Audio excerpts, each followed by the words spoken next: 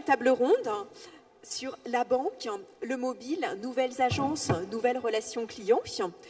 Donc, à ma droite, Bernardo Sanchez Insera. Vous êtes directeur délégué général à la Société Générale, en charge de la banque de détail. Denis Mancossu, vous êtes directeur de la distribution multicanale à la Caisse d'épargne. Et Antoine Oliveau, chez Deloitte, vous êtes, associé conseil sur la banque de détail. Alors, je pense que ce matin, on a tous eu un peu le même réflexe en se réveillant. La première chose qu'on a regardée, c'est notre smartphone, très certainement. Et alors, ce qui est rigolo, enfin moi, ce que j'ai appris il n'y a pas très longtemps, c'était une étude d'Opinionway qui a été réalisée au mois de mai pour la Société Générale, quand vous aviez sorti la dernière version de votre application bancaire.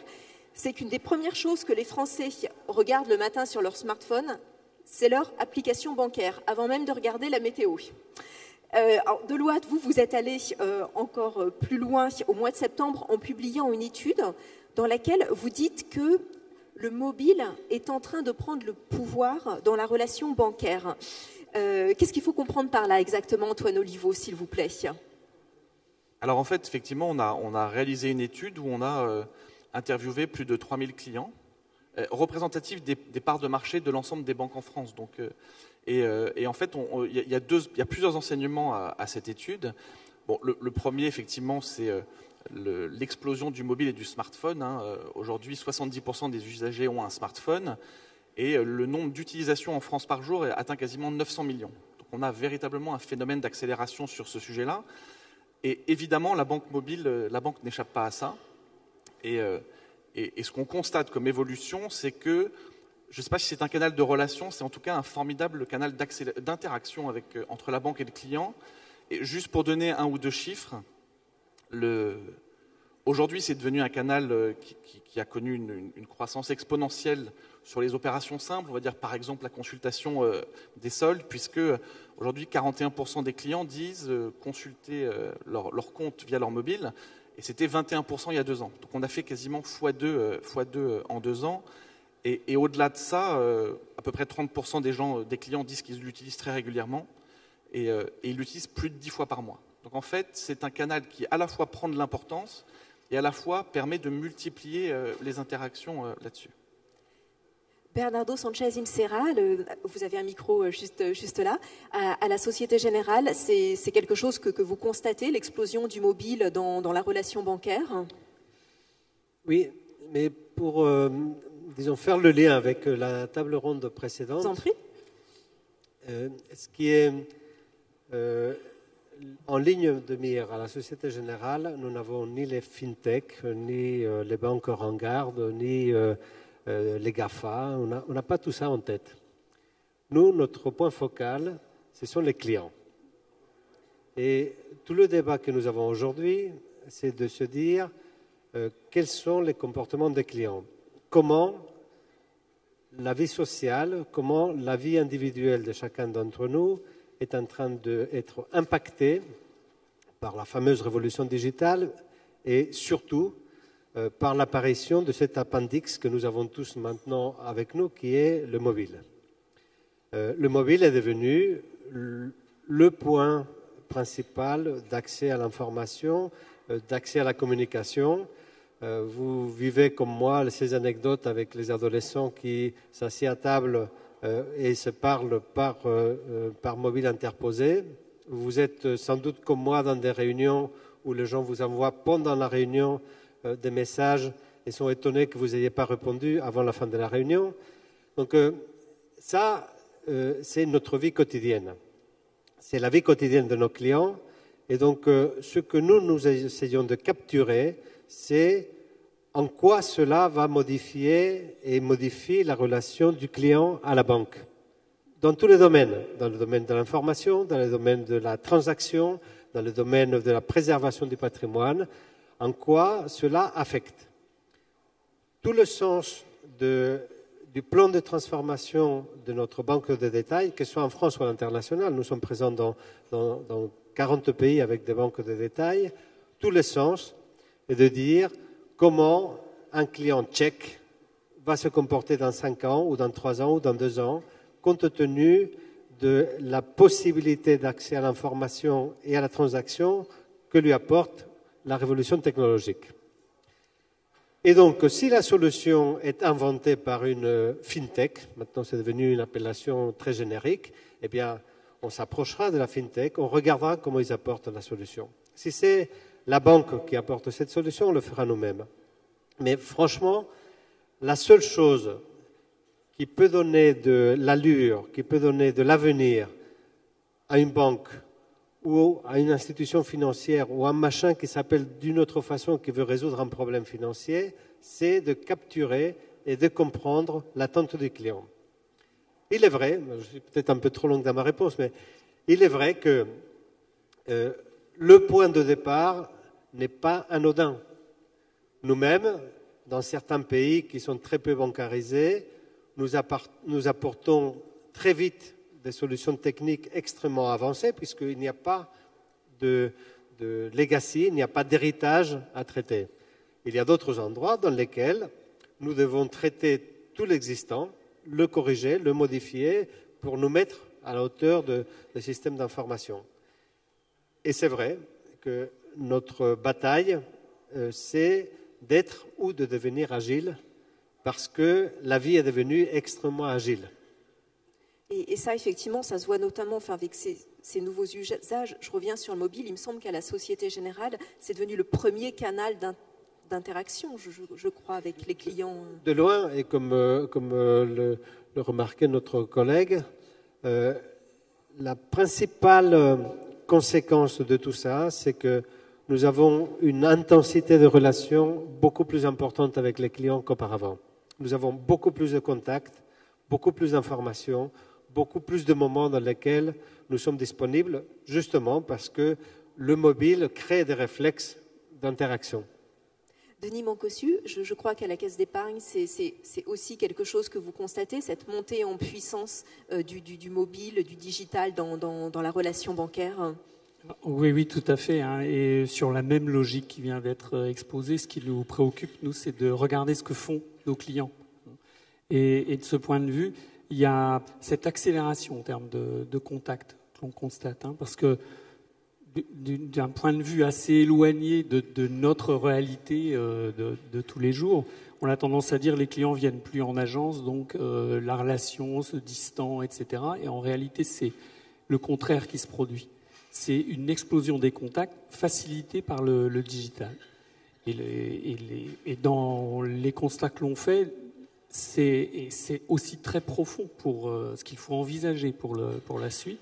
C'est que sur cette explosion des contacts, il y a moins de 10% qui se font par l'entremise d'un humain. D'accord. Et explosion des contacts, est-ce que vous avez des chiffres? C'est par mobile, c'est pas plus de 400 millions de contacts l'an dernier. Oui, alors quelque chose, pour le donner plus simplement, pour expliquer la trajectoire, la première application mobile pour les caisses d'épargne, c'est fin 2010, début 2011, donc c'est il y a 4 ans. Les contacts par mobile ont déjà dépassé en volume les contacts par l'Internet fixe, par exemple. D'accord. Donc, et c'est de l'ordre, effectivement, de 500 millions par an pour l'année 2014. D'accord. Alors, justement, on voit donc l'explosion du digital, du mobile dans la relation bancaire. Mais les clients des banques, concrètement, qu'est-ce qu'ils font avec leur mobile? Est-ce qu'ils font des opérations très, très, très basiques ou des choses un peu plus sophistiquées? Peut-être Antoine Oliveau, qui a une vision externe. Aujourd'hui, quand on regarde, on est surtout sur des opérations simples. Il y a les consultations de compte, il y a les opérations de type virement. Aujourd'hui, il y a quand même une barrière sur les opérations plus complexes, mais on voit bien, quand on regarde notamment du côté des États-Unis, qu'il y a un certain nombre notamment de fintech, mais aussi de GAFA, qui disent finalement on doit pouvoir faire du crédit hypothécaire, donc du mortgage aux États-Unis, complètement dématérialisé en ligne. Rocket Mortgage aux États-Unis, par exemple, le fait en 8 minutes sur mobile. Donc, je ne suis pas en train de dire que ça va arriver en France demain, mais probablement dans les années à venir, on va assister à l'ouverture de nouvelles possibilités sur ces applications mobiles. Mais je crois que ça crée aussi un niveau d'exigence supplémentaire vis-à-vis des clients. C'est-à-dire que nous, ce que notamment faisait ressortir l'étude, c'est que les clients ont une véritable attente par rapport à leur mobile. C'est-à-dire qu'ils ne veulent pas que ça soit une copie de leur Internet fixe. Et donc, le fait de pouvoir faire ce qu'on appelle du PFM, de Personal Finance Management, notamment sur tablette, donc ce que font ces messieurs, avec de la visualisation, avec beaucoup de pédagogie, avec ce que faisait, on a parlé de Simple tout à l'heure, plutôt que de donner le solde, donner le reste à dépenser, avec de l'analyse prédictive. C'est quelque chose que demandent beaucoup les clients, donc ça multiplie les contacts, mais ça pose un niveau d'exigence supplémentaire.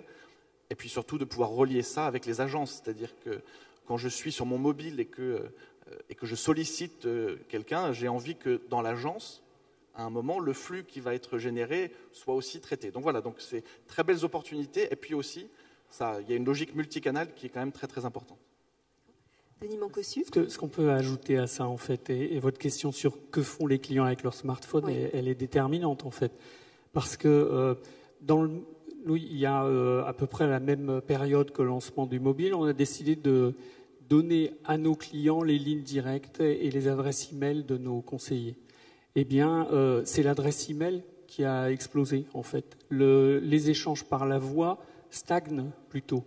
Et ça conduit effectivement plus la problématique sur comment la relation finalement se ponctue par cette multitude de contacts, plus encore que les fonctionnalités mêmes. Parce qu'aujourd'hui, ce sont des fonctionnalités assez simples qu'on utilise, je dirais par définition, en situation de mobilité, une touche, une fonction, et si en 2 secondes, mon icône ne me délivre pas le message que je cherche, je zappe, en fait, en termes de comportement. Les manières de souscrire les produits, aller vers des problématiques plus complexes, elles vont arriver. Mais je partage tout à fait l'idée qu'il y a des besoins en mobilité, le mobile est fait pour ça, et il y a d'autres choses qu'il nous faudra amener, notamment en termes d'ergonomie, mais qui seront des résultantes en fait d'un nouveau mode de relation qui s'installe, plus dans l'instantanéité, plus dans une logique de chat finalement, et c'est ça qu'il faut adapter en approche multicanale, c'est-à-dire être en mesure de garder le fil d'un canal à un autre en fonction de l'impulsion du client.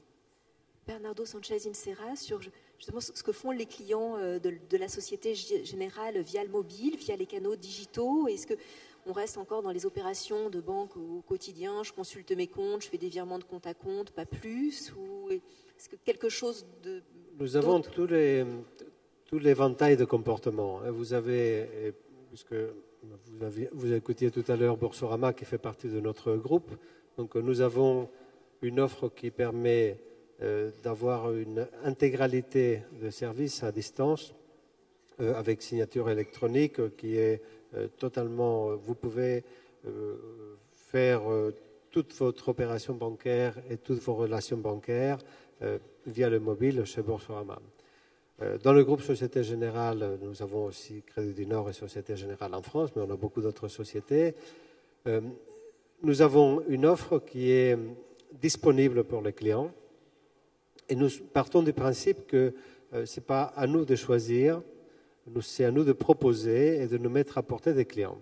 Et donc, il y a ceux qui ont beaucoup d'appétence pour la technologie et qui ne travaillent que de façon digitale avec nous. Il y a ceux qui continuent à avoir et qui continueront à avoir des relations personnelles, y compris pour des opérations simples. Et nous offrons toute cette panoplie d'offres.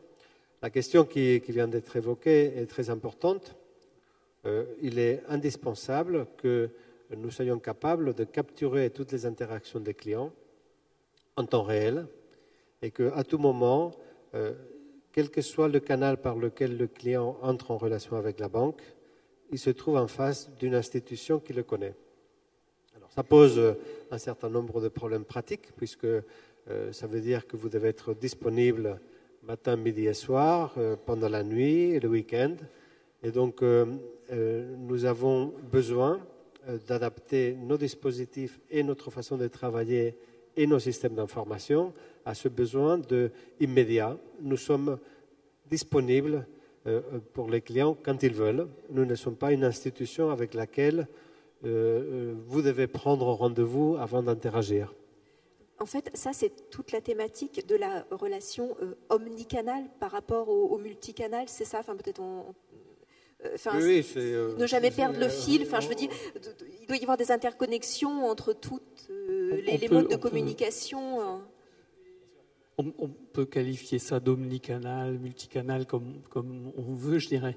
La réalité, c'est que c'est le client en fait qui détermine ses parcours lui-même. Et donc, utiliser tous les contacts qu'un client réalise, quel que soit le canal, pour être pertinent au bon moment. C'est-à-dire être là lorsque le client nous attend, qu'il l'ait démarré par le mobile ou qu'on l'ait fait démarrer par le mobile, quelque part, en termes de génération d'informations, avec une seule condition. Et c'est la taille de l'écran qui le détermine, en fait. C'est d'être pertinent sur le contenu. Ça, c'est une vraie révolution en approche marketing pour nous. La banque, c'est plutôt du marketing de masse, des campagnes, des choses comme ça. Aujourd'hui, il faut être en mesure de mettre sur cet écran ce qui correspond effectivement à ce qu'attend notre client, la réponse aux questions qu'il se pose.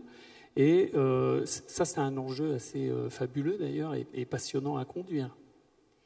Et Bernardo Sanchez Incera, vous disiez à l'instant, en fait, c'est le client qui choisit. Nous, on met les choses à sa disposition. Est-ce que ça veut dire, enfin peut-être pas aujourd'hui, mais dans un avenir très proche, l'ensemble de l'offre bancaire de la Société Générale sera disponible en ligne, même des opérations complexes, engageantes, comme les crédits immobiliers. Ce sera. Je sais que ça se fait chez Boursorama, mais bon.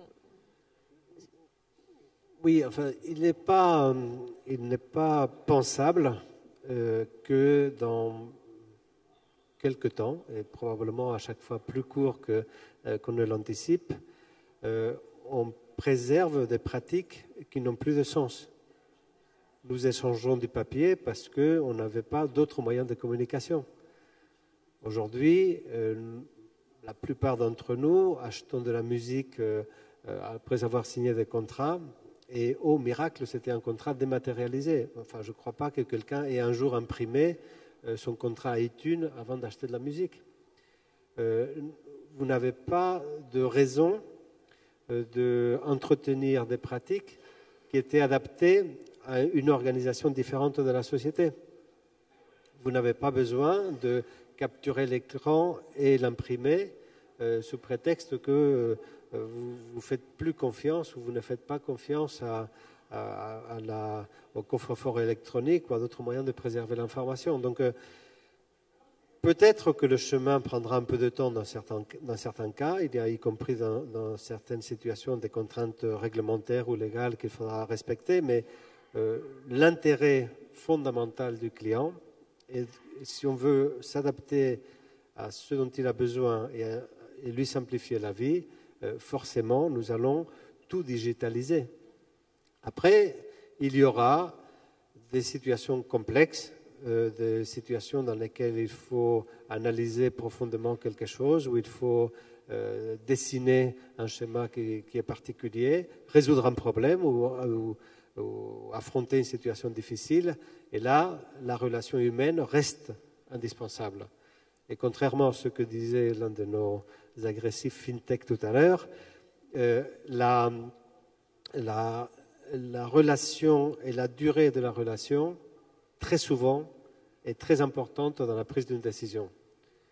Nous le faisons à titre personnel, l'amitié, les relations familiales, les liens de confiance sociale fondent beaucoup de nos réactions et de nos relations. Il en va de même dans d'autres aspects, y compris les aspects financiers de notre vie. Antoine Oliveau, je vois que vous avez pris le micro. Oui, non, mais je partage complètement ce qui a été dit, et c'est vrai que d'une certaine manière, oui, évidemment, la cible, c'est quand même la digitalisation de 100% de ces parcours-là, mais le client, d'une certaine manière, est bourré de contradictions, et à la fois, il réclame quelque chose de totalement sans couture, totalement digital. Et puis, il dit quand même, et je vais utiliser un mot de consultant, je m'excuse, il demande de la réhumanisation du parcours digital. Et qu'est-ce que ça veut dire de manière un petit peu plus concrète? C'est que, à l'instar de ce que font certains retailers, comme la Fnac par exemple, le fait de donner des débranchements humains, notamment via des chats, dans le parcours de vente est quelque chose qui est extrêmement puissant pour enclencher la vente, pour enclencher l'acte d'achat et pour rassurer à un moment le client sur le parcours qu'il est en train de mener. Et pas forcément avec son conseiller attitré, mais avec quelqu'un qui, à un moment, va le guider et va réhumaniser un tout petit morceau de son parcours digital. Et ça, c'est quelque chose qui change aussi le mode de relation, parce qu'on finalement, ça commence à induire le fait de partager la relation commerciale, pas seulement dans une relation intuitive personnelle entre un client et un conseiller, mais d'accepter que d'autres personnes dans la banque sont aussi susceptibles de participer à la construction de la relation. Justement, on parle de l'humain. Enfin, voilà, ce qui symbolise bien l'humain dans la relation bancaire, enfin, c'est les agences, les réseaux d'agences. Là, on a beaucoup parlé de digitalisation de l'offre. Que vont devenir, justement, dans cette nouvelle relation bancaire, les agences? Bernardo Sanchez Insera, je commence par vous, parce que la Société Générale a fait des annonces récemment dans ce domaine. Les agences... Si vous reprenez un peu l'histoire, je dis souvent que nous avons le mythe que nous avons en tête, ce sont les banques qui attaquent les gangsters dans le western. Vous avez un lieu qui est blindé avec des portes blindées, des grillages, parce que la fonction historique, c'était de conserver l'argent. C'était une mission de préservation. Et cette mission, qui est en fait une mission logistique, après est devenue une mission logistico-bureaucratique, parce que nous avons fait beaucoup d'opérations, des transactions qui s'opéraient dans l'agence. Plus le temps passe, plus on va vers un présent et un avenir proche, dans lesquels la fonction logistique sera totalement disparue. Vous n'avez plus intérêt à aller chercher de l'argent dans une agence, il n'y en a presque plus. Vous avez des automates, vous avez d'autres moyens, mais dans l'agence, il y a de moins en moins de caisses. Nous avons plus de 2/3 des agences dans lesquelles nous n'avons plus de caisses. Vous n'avez plus, et bientôt plus du tout, de transactions, d'opérations matérielles qui sont faites dans les agences. Et donc, il reste la fonction noble, essentielle, qui est la fonction de relation et d'expertise. Et donc, l'avenir de l'agence, et nous pensons qu'il y a non seulement un présent, mais aussi un avenir pour les agences. L'avenir pour l'agence est un lieu dans lequel vous traitez essentiellement des opérations à valeur ajoutée. Valeur ajoutée du point de vue du client, pas du point de vue de la banque. Et donc, des fonctions de conseil, d'information, de solution de problèmes. Et nos lieux physiques, que sont les agences, progressivement, en tout cas celles de Société Générale, progressivement vont être transformés pour s'adapter à cette fonction qui est celle que nous visualisons pour les agences. Et transformer, notamment, il va y avoir une diminution de votre réseau. Vous avez annoncé... Dans la fonction que je cite, le besoin de proximité immédiate parce que vous avez une transaction à faire est moins important. Et donc, la densité que nous avons aujourd'hui, nous et beaucoup de nos collègues et concurrents dans les centres-villes, est de moins en moins nécessaire. Donc, dans les villes où il y a une très forte densité, nous allons réduire les lieux. Nous aurons sans doute à terme moins de petites agences et un peu plus de grandes agences ou des grands lieux. Dans les zones à très forte concentration, nous allons regrouper des agences pour les amener vers cette fonction qui est, de mon point de vue, la mission à terme de toutes les agences. Denis Mancossu, est-ce que à la Caisse d'épargne, si vous avez une réflexion similaire, vous n'êtes pas une banque de la même nature, donc la réflexion sur le réseau d'agences la réflexion, le travail sur le réseau, je dirais, c'est quelque chose de continu chez nous, puisque 4200 agences, avec des répartitions territoriales qui peuvent être très différentes. Il y a des caisses régionales qui ont 10% de part de marché, voire moins pour certaines, d'autres qui sont à 16-17%, et c'est souvent lié à la densité du réseau.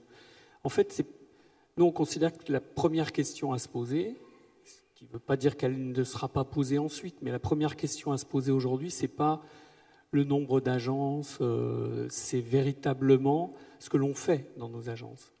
À ce titre-là, et pour expliquer que on est vraiment sur un travail continu de cet outil de travail. On a parlé de signature électronique tout à l'heure. On a démarré dans les caisses d'épargne la signature électronique à distance avant de démarrer la signature électronique sur le point de vente. Parce que pour nous, ce qui est essentiel, c'est la relation. Aujourd'hui, elle est portée par des conseillers. Ce monde qui se digitalise, pour nous, ne change pas le fond du métier. Il va en changer la forme. On vendra toujours des produits bancaires avec des conseils bancaires appropriés pour garder la confiance de nos clients. Dans ce changement de forme, il y a notamment le fait d'externaliser de l'agence tout ce qui n'a plus lieu d'être, de s'y trouver. Tout ce qui est administratif, tout ce qui est logistique, à terme, pour nous, n'est plus une fonction de l'agence. Comme l'a dit mon confrère, le cœur de l'agence, c'est le conseil. Et le conseil, il s'exerçait encore beaucoup en face à face. Nous, il y a une très forte proportion de nos ventes de produits et d'équipements de nos clients qui se font en agence. Mais on a maintenant aussi une proportion de ventes à distance, et donc je reviens à la signature électronique, qui est maintenant importante, qui est liée à la fois à des changements d'habitude de nos clients, mais aussi de nos conseillers. Et là, je vais prendre l'exemple, par exemple, du mois de janvier sur le plan de l'épargne logement. Système de vente à distance, les conseillers sont encore très traditionnels, mais je dirais que finalement comme leurs clients, beaucoup. On n'a pas que des clients qui sont, je dirais, très attirés par toutes les logiques de FinTech. On a tous les clients à la caisse d'épargne en l'occurrence. Au mois de janvier, il y avait ce changement de réglementation autour du plan épargne logement. Tout le monde en avait entendu plus ou moins parler. Et ça a été un déclencheur pour nos conseillers de se mettre à utiliser un outil de souscription à distance, qui fait que là, vous avez bien la complémentarité entre le conseil apporté là au téléphone par le conseiller à son client, et puis le fait de lui envoyer sur son espace personnel le moyen de le souscrire électroniquement. Et ça, c'est une explication des changements sur ce monde-là, dans un réseau comme le nôtre, qui vont prendre pas mal de temps, au rythme auquel évoluent nos clients. C'était 25 000 PL, c'est ça, souscrits à distance, non? C'est ça, 25 000 PL souscrits sur le seul mois de janvier, totalement à distance. Et j'ajouterais d'ailleurs, parce que c'est juste pour dire que tout ça n'est qu'une étape, sur ce même mois de janvier, il y a aussi 1000 souscriptions de plans épargne logement full web, c'est-à-dire des clients qui sont allés seuls sur le portail et qui ont souscrit leur plan épargne logement. Comme quoi, voilà, en termes d'évolution, il faut raisonner par strate de clientèle et s'adapter à tous nos clients. Antoine Oliveau, votre vision sur ce que doivent devenir les réseaux d'agences. Alors j'imagine que voilà, c'est différent suivant la nature des banques, mais quand on a préparé la table ronde, vous aviez des idées aussi assez originales sur l'avenir des agences éphémères, écoles de la banque, ce genre de choses. Non, mais je crois effectivement que dans ce qu'on vient d'entendre, on voit bien qu'il n'y a pas une solution miracle qui s'appliquerait de manière uniforme à l'ensemble des banques. Nous, ce qu'on croit, c'est qu'il faut réinventer de nouvelles formes de proximité. Et l'agence est un des sujets, mais n'est probablement pas le seul sujet. Il y a le sujet du nomadisme, il y a le sujet du conseiller nomade qui, nous semble quelque chose d'extrêmement intéressant pour couvrir les territoires. C'est finalement appliquer un schéma qui est vrai dans les banques privées aujourd'hui, mais à une clientèle un petit peu plus large. C'est ce que le client réclame, c'est un des leviers. Et je crois surtout que aujourd'hui, le triptyque qui est un client, un conseiller dans une agence, c'est quelque chose qui a vocation à évoluer. Et on voit que ce que demandent les clients, c'est d'avoir la capacité. On a accompagné certaines banques, nous d'ailleurs, sur des expérimentations sur ces sujets-là, de dire je vais finalement donner à mon client accès à une architecture de points de contact dans lequel on lui garantira la prise en charge de sa demande dans un environnement géographique proche de son agence. Et donc avec de l'accessibilité, avec beaucoup plus de disponibilité, avec une relation client qui est du coup plus collective, mais qui lui permet d'avoir un écosystème de différents points de contact là-dessus. Et puis la troisième chose, c'est le contenu. Je partage ce qui a été dit sur le contenu de l'agence. Je pense qu'il faut réinventer aussi le contenu de l'agence. Alors nous, il y a à la fois des expériences qui nous semblent intéressantes, qui sont notamment celles qui ont été menées par Rabobank il y a déjà pas mal d'années en fait, où ils ont eux travaillé sur de la modularité des formats, avec des agences full service, avec des points un petit peu différenciés. Et puis, on va dire dans les zones un petit peu plus désertiques, alors dans les Pays-Bas il n'y a pas de zone désertique, mais on va dire dans les zones un tout petit peu moins peuplées, ils se sont dit finalement mes clients, il faut que j'arrive à introduire des services utiles dans mon agence. Ils ont travaillé notamment sur deux choses qui sont des services administratifs, donc ils ont participé d'une certaine manière à la décentralisation de la réforme de l'État, et ils ont dit, tant qu'à faire, est-ce que ce n'est pas un moyen aussi de créer des places de marché, donc des points multiservices dans lesquels, moi, banque, je vais valoriser mes clients pour qu'ils aient accès aux artisans et aux entrepreneurs de mon environnement. Voilà. Donc il y a des initiatives comme ça nous semblent intéressantes, et puis on a aussi travaillé, nous, avec des communautés de crowdsourcing sur ces sujets-là, interroger des gens dans le monde entier pour dire c'est quoi l'agence de demain. Et il y a quelques tendances intéressantes, je vais juste en citer deux, qui nous ont parlé, qui sont l'école, vous l'avez appelé l'école de la banque, qui est la logique de pédagogie financière. Les clients disent aujourd'hui, on n'est pas des clients experts. Moi, je ne crois pas du tout, nous. Pour nous, le client expert, c'est un mythe. Le client est angoissé par sa vie financière. Il a besoin qu'on le rassure. Il attend de sa banque qu'elle joue ce rôle-là. Et donc, certaines agences pourraient devenir des centres de pédagogie financière pour apprendre aux clients à gérer leur budget, à préparer leur retraite, mais dans une logique plutôt collective. Et puis, la deuxième chose qui, nous, on a trouvé intéressante, c'est plutôt sur des clientèles entreprises, de dire, ils ont appelé ça la maison des entrepreneurs et des entreprenants. Ça rejoint un petit peu notre débat de tout à l'heure, et pourquoi ma banque ne serait pas finalement un centre de mise en relation de l'ensemble de l'écosystème économique de mon territoire, qu'il soit urbain ou rural d'ailleurs, peu importe, qui jouerait à la fois, alors je ne parle pas trop fort parce qu'ils sont marqués là, mais à la fois un peu le rôle d'une banque, un peu le rôle de BPI France, un peu le rôle d'un incubateur de start-up, mais qui soit un véritable agent de développement économique. Voilà. Donc je pense qu'il y a dans le contenu de l'agence beaucoup de choses à réinventer et en tout cas faire évoluer aussi le rôle du coup des conseillers. Bernardo Sanchez Insera, ça fait écho. Vous, c'est le format d'agence dont parle Antoine Oliveau. Vous êtes en pleine réflexion, effectivement, sur l'agence bancaire de demain. Je pensais, en vous entendant, avant-hier, nous avions une réunion que nous appelons les Cèdres, d'ailleurs, qui est une manifestation que nous faisons régulièrement avec des entreprises familiales. Et donc il y a des histoires magnifiques, ce sont des PME, et nous jouons exactement ce rôle que vous citez, puisque nous avons créé un système de prix qui met en valeur l'histoire d'entreprises familiales. Il y a des histoires qui remontent parfois au XVIe siècle, d'entreprises qui sont là, qui existent, la même famille depuis des générations qui dirigent la même entreprise. Ces entrepreneurs ont beaucoup de plaisir à se rencontrer parce qu'ils ont souvent des problématiques assez proches.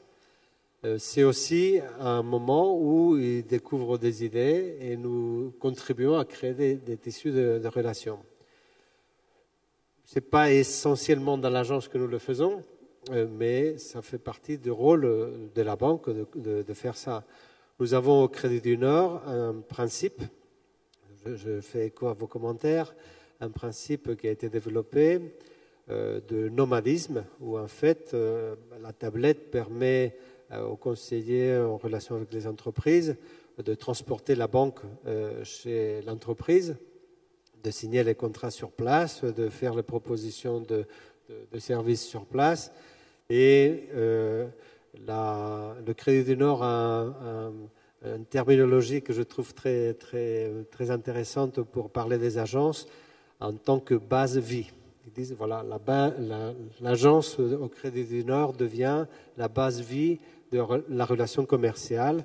Et à partir de là, nous faisons venir les clients ou nous en faisons le point de départ pour aller les rencontrer dans leur lieu de travail ou leur lieu de loisirs. Merci. Denis Moncossu, vous avez aussi plusieurs réflexions sur l'agence bancaire de demain. Vous avez 4-5 projets pilotes, je crois, à la Caisse d'épargne. en approche très pragmatique, puisqu'on fonctionne avec de vrais clients. En fait, on part du principe que demain, alors l'horizon de temps est un peu indéfini, mais en tout cas demain, on va dire que 75% du temps d'un conseiller dans une agence se fera dans un mode de relation à distance. Donc pour ça, avec l'idée également de préserver l'agence comme étant le lieu de conseil, avant tout. Eh bien, on est sur une approche de, finalement, séparer les deux espaces avec vraiment la partie réception des clients qui appartiennent aux clients. Alors ça va assez loin, puisque vous avez parlé de posture tout à l'heure, et on est vraiment là. Je ne rentre plus dans cette agence pour rencontrer mon conseiller et je rentre dans son bureau, finalement je rentre chez lui parce qu'il y a la photo du chien, il y a des papiers, il y a d'autres dossiers, etc. Non, là je suis dans un espace de réception qui est dédié aux problématiques que je me pose. Et à côté de ça, et pour faciliter à la fois le travail dans la relation à distance, qui nécessite des choses aussi pratiques qu'un casque avec un micro, un écran et un espace qui permettent de faire de la visio, par exemple, mais qui permet aussi cet espace dédié en open space, finalement, des conseillers qui, lorsqu'ils ne sont pas en réception, sont en travail d'équipe. C'est un apport très important pour le manager pour justement cultiver ces changements de posture. Parce qu'il y a très longtemps, on disait le sourire au téléphone, ça s'entend. Eh bien, la relation dans la gestion d'un chat, dans des réponses aux mails, et bien sûr au téléphone, ça s'entend par les clients, c'est perceptible aussi. C'est pas inné. Et c'est aussi difficile pour les managers parce que voilà, c'est quasiment une génération spontanée qu'il nous faudrait de conseillers qui sachent associer à la fois le digital et puis la relation plus classique de face à face. Bien, les managers aujourd'hui n'ont jamais eu à pratiquer ça. Donc en termes de critères d'appréciation de la performance, d'appui, d'évolution des changements de comportement et vraiment d'aide au quotidien, c'est un enjeu très important pour nous. Et du coup, ce type d'agence qu'on trouve à Metz, qu'on trouve prochainement en Bretagne, Pays de Loire, il y a aussi une banque populaire qui a développé en Bourgogne d'ailleurs le même dispositif. On pense qu'à certains modèles d'agence, certaines tailles d'agence, est sans doute une solution qui nous permettra d'être dans de meilleures conditions pour accompagner le changement, encore une fois, celui réclamé par nos clients, celui nécessaire pour nos conseillers. Dans tout ce que vous dites, on a bien le sentiment que malgré la digitalisation croissante de la relation bancaire, il y a, heureusement, on peut dire, une place importante qui va rester à l'humain, mais on a le sentiment que le rôle du conseiller bancaire va changer de façon, va être vraiment révolutionné. Comment est-ce que vous le voyez justement, vous, Bernardo Sanchez Insera, changer qu'est-ce que vous voulez en faire des conseillers bancaires de demain? Je ne sais pas, des super spécialistes de telle ou telle problématique, des super spécialistes de la relation avec le client. Nous encombrons aujourd'hui les conseillers théoriquement commerciaux, nous les encombrons beaucoup d'opérations bureaucratiques, administratives, de transactions qui ne sont pas utiles à la relation avec les clients, mais qui sont utiles à la fabrication d'opérations. Donc toute cette partie-là, nous sommes en train de la digitaliser, de la standardiser, de la déplacer vers les back-office, parfois les déplacer vers le client, puisque le client aime faire les opérations eux-mêmes. Et donc, le conseiller commercial est, lui, là pour d'abord écouter et comprendre le client et pour lui apporter les réponses et les solutions qui sont pertinentes pour le client et non pas pour la banque ou pour les conseillers. Et donc, la transformation que nous avons entreprise a un volet fondamental qui est un volet de formation et de transformation des pratiques et des savoir-faire des personnes. Nous avons la chance d'avoir énormément de personnel jeune, des gens qui ont envie d'apprendre et surtout Ce qui est fondamental dans le mouvement que nous avons entrepris, c'est que nous avons l'intégralité de nos équipes qui sont convaincues de la justesse et de la pertinence de la direction que nous avons prise. Et donc, ils sont acteurs proactifs de ce changement et ils sont force de proposition de modification des structures, ils sont force de proposition et sont volontaires pour apprendre.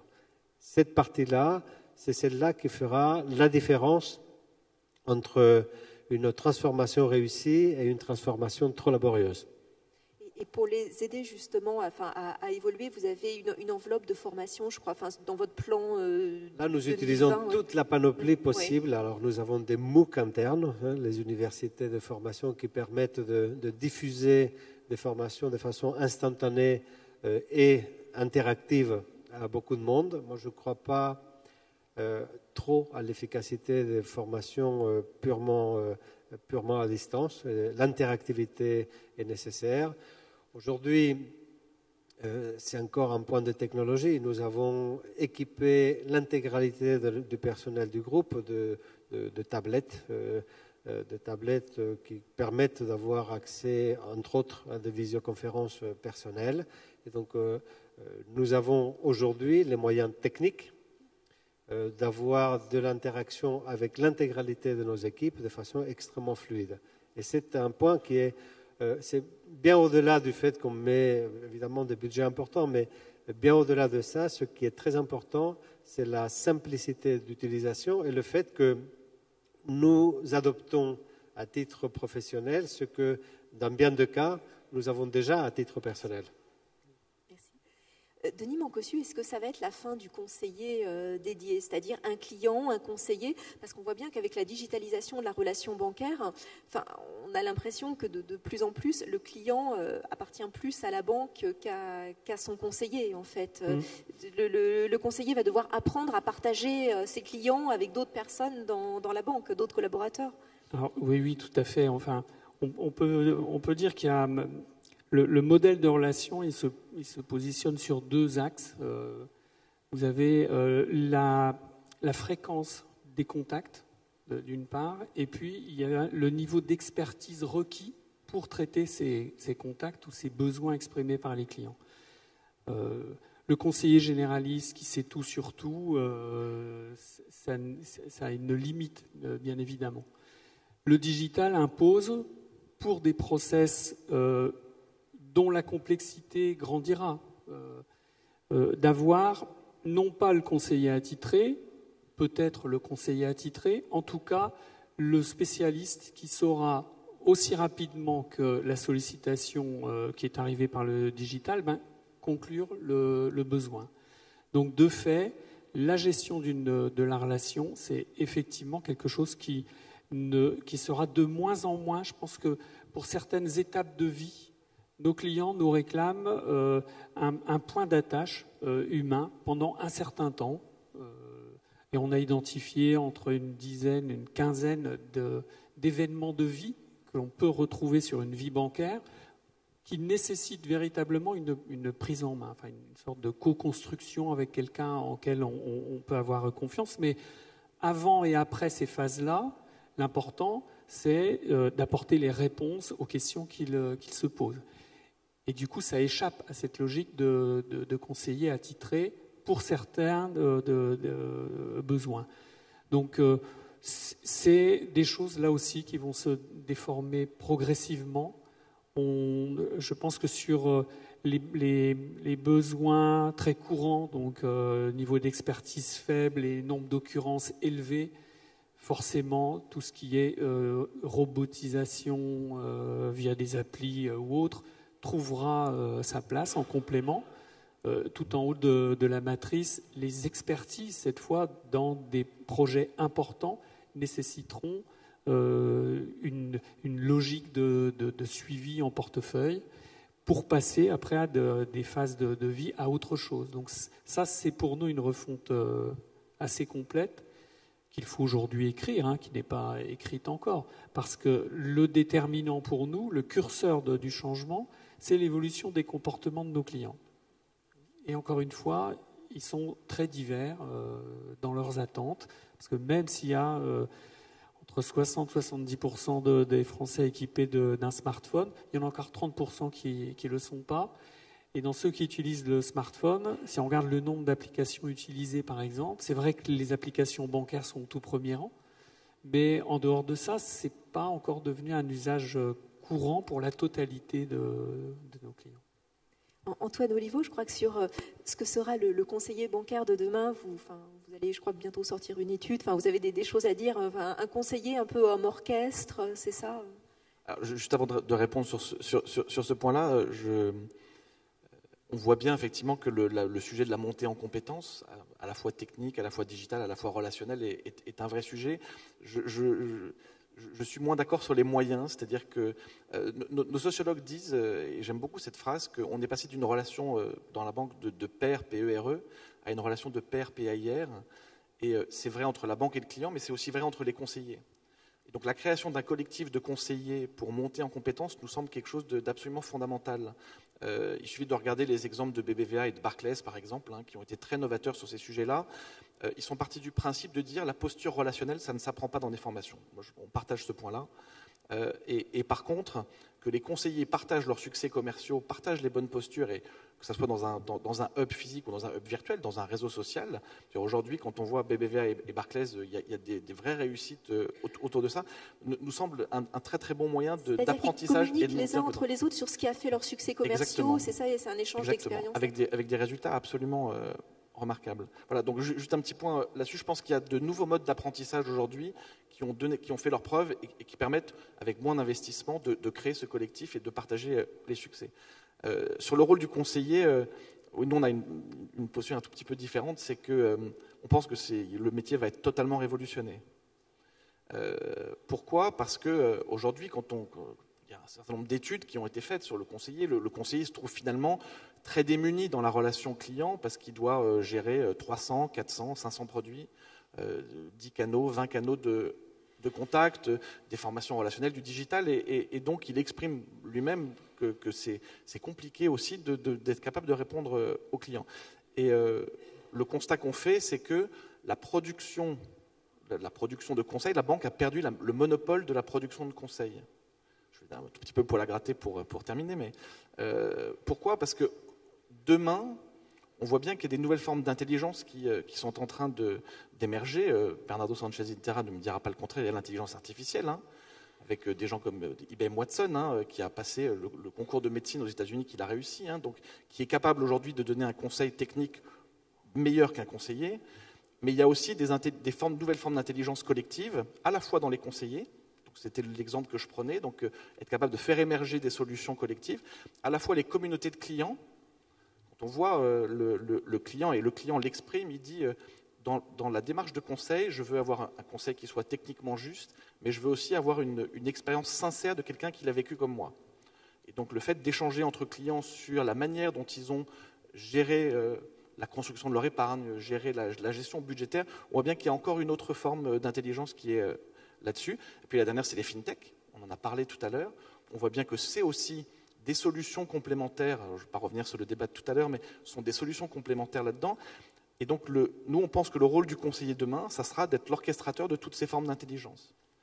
C'est-à-dire qu'il aura un conseil qui sera techniquement très juste avec l'intelligence artificielle et qu'il aura le rôle, lui, de fédérer l'ensemble de ces intelligences et d'être capable de donner au client la meilleure solution pour lui. Et donc, il devient moins technicien, mais beaucoup plus facilitateur. Enfin, en tout cas, donc, nous, c'est la conviction qu'on a. C'est évidemment un chemin qui est très long, mais on pense que c'est une bonne manière de répondre à un certain nombre de demandes du client. Et ces conseillers, il faudra peut-être aller les recruter les recruter sur d'autres critères qu'avant, moins peut-être sur leurs compétences techniques, financières, que sur des critères sociologiques, de capacité d'écoute, de service des clients. Je crois que vous avez l'exemple d'une banque au Royaume-Uni. Alors nous, on a eu la chance d'accompagner Metrobank en Angleterre, qui est d'une certaine manière la seule banque qui a été créée ces 50 dernières années à partir d'une feuille blanche, qui est une très belle expérience en tout cas. Et Metrobank, en fait, alors ça reste une petite banque, donc il faut raison garder, mais Metrobank, donc chaque collaborateur de la banque est un agent recruteur potentiel. Et en fait, ils ont comme mission d'aller identifier dans leur vie de tous les jours des gens qui ont le sens du service client. Qu'ils soient serveurs dans un Starbucks ou caissiers dans un supermarché, mais des gens qui ont de l'empathie, des gens qui ont le sens de la relation, en partant du principe qu'on pourra toujours leur apprendre la technique bancaire après. Nous, on ne dit pas qu'il faut recruter que des gens comme ça, mais quand notamment on parle de transformation digitale, on est surpris, nous, que les banques, finalement, dans leurs offres d'emploi, ne recrutent pas plus de gens dans des écoles d'ingénieurs, dans des écoles digitales, parce que finalement, c'est des gens qui peuvent apporter une expérience un petit peu différente. Voilà. On ne dit pas qu'il faut changer tous les critères de recrutement et que probablement, avoir des gens qui soient des sociologues, avoir des gens qui soient des psychologues, avoir des gens qui soient des spécialistes du digital dans les recrutements, ce sera forcément quelque chose d'enrichissant. Bernardo Sanchez-Incera, ça vous parle? Vous allez chercher chez Starbucks les futurs conseillers bancaires de la Société Générale? Pourquoi pas?